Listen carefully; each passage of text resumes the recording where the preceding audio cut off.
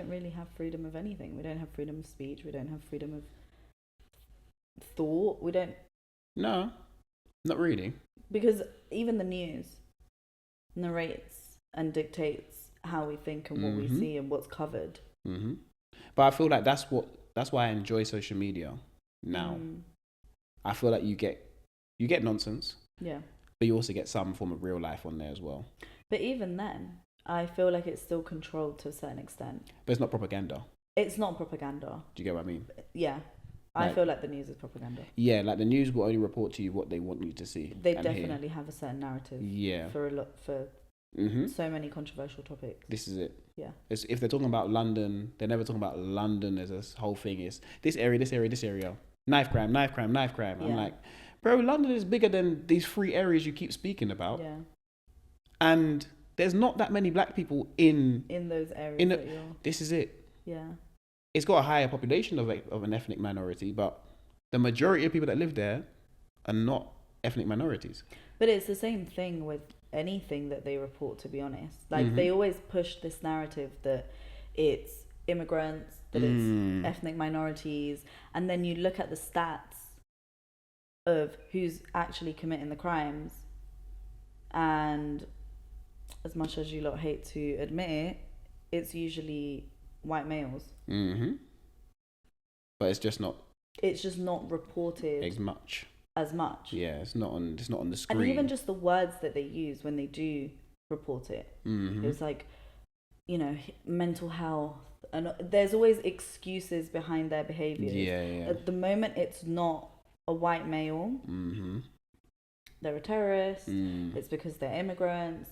It's their because religion. There's so many other narratives that are pushed other than just the fact that they're a human being and this one individual has chosen to do X, Y, Z. Which is why we are where we are. And the world's going in that way. Like, we saw that during COVID, though.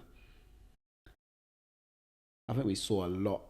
I feel like during COVID, in the last 5 years, we've seen a lot of change in the terms of how the world has moved. I don't know. I feel like it's going backwards again, but I feel like we're always 2 steps forward or 3 steps forward, 2 steps back here, or 2 steps forward, 5 steps back. It feels like sometimes. I think we're again going off topic, but I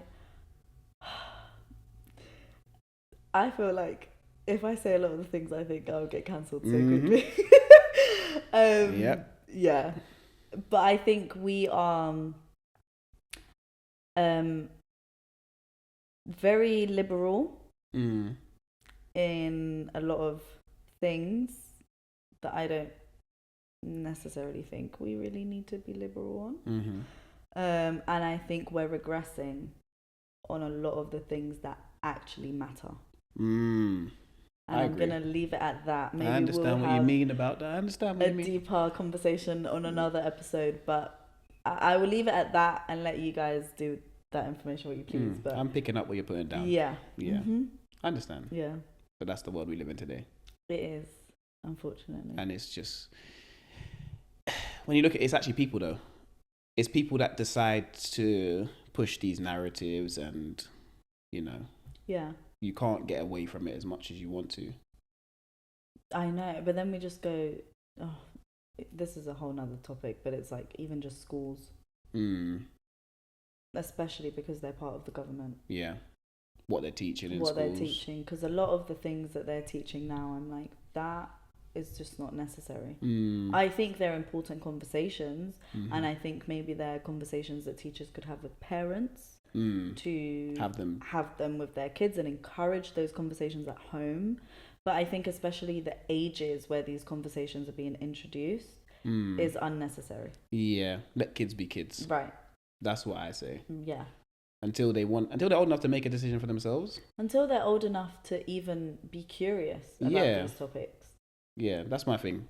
Because when we were in school, it was never a case of pushing the narrative. It's just we weren't having these conversations until they needed to be had. Right. And that was when we were around year 9s. Yeah. Okay, cool. You're having these conversations. Okay, yeah, we understand. Our brains are developed to have these thoughts and that sort of stuff. You don't want to just keep pounding something down the children's throat, and you're thinking that just want to play with trucks. This is it. And colouring books. Exactly. And I like just learning the alphabet because they need to learn to read. This is it. Yeah. I think we're focusing on the wrong things. The wrong yeah. things, yeah. I feel like that's kind of where the world's gone now. A lot of focusing on that instead of this. But I think it also makes us kind of ignore what we're supposed to not be okay with. Because we're so preoccupied with other information that, you know, the majority make it seem like it's so important and that they need to be discussed, and we're going to protest and we're going to fight for our rights, and it's like there are bigger issues, deeper issues that aren't being discussed, aren't being, I guess, in a proactive way solved. But who's that really benefiting? That's the thing. Not the kids. Not the kids. Not the kids. Not the kids. And if you want the world to be different, it's the kids that are actually going to be the ones that are going to bring the change. Yeah. Because, you know, we're growing up in age now. So we're the ones that are going to try and start to change something, but it's going to be the next generation and the generation after that that are going to really change the world. Yeah. Because we can only do so much. I feel like our generation has done something, but, you know, we needed to carry on. But if the older generation keep pushing a different narrative down there, then we're never going to get to where we want to get to. It's always push and pull. Yeah. And then we just stay in limbo because we're just... Yeah. But we'll soon be the new older generation, though. Say soon. And I'm pretty sure the younger generation will look at us when we're older and think, God, they're so stuck in their ways and they're so stubborn on this. And, you know, the same way we look at our older generations and think, oh, they're so traditional, or they're not open-minded, or... The thing is, I always look at them and go, you guys were doing nonsense too, you know. It's true.